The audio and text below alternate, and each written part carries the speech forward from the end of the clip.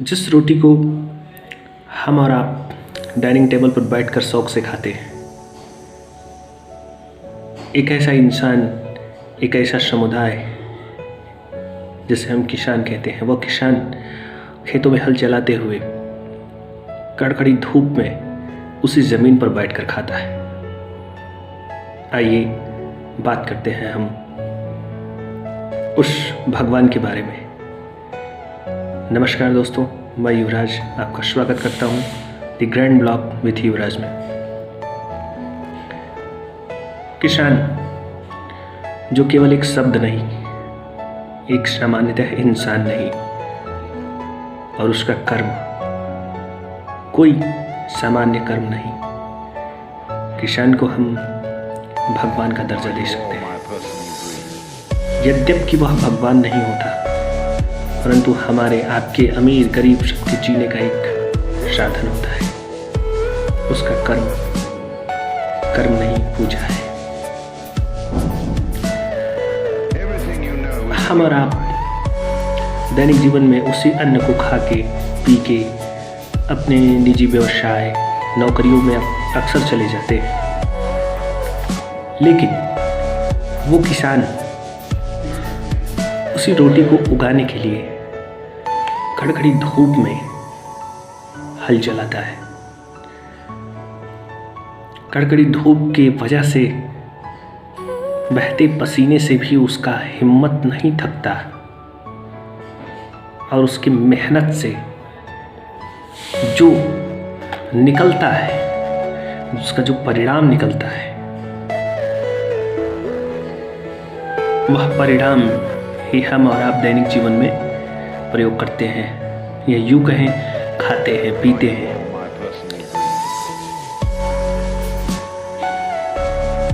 हम अक्सर जब किसी बड़े ओहदे पे चले जाते हैं या किसी अपने व्यवसाय में उलझ जाते हैं, तो हमें इतना सा भी वक्त नहीं मिलता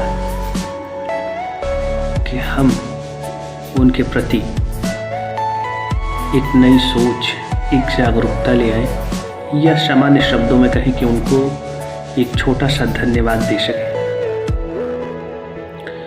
कुछ पल के लिए सोचा जाए कि अगर वह किसान अपने कर्म से मुंह मोड़ ले, तो क्या हम और आप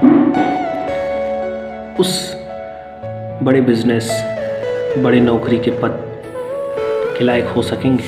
नहीं। लेकिन उन किसानों की तरफ कोई जल्दी देखता नहीं है।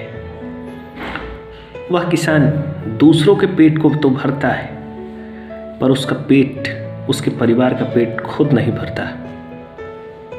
हम और आप बैठ के शौक से खाना खा लेते हैं, उसके बारे में थोड़ा सा भी ख्याल नहीं आता कि ये कहाँ से आया, और उसको पैदा करने वाला किसान 2 वक्त की रोटी के लिए भी परेशान हो जाता है।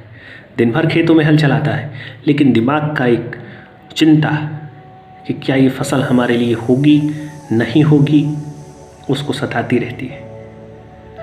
हम आप, हमारे जैसे यंगस्टर्स,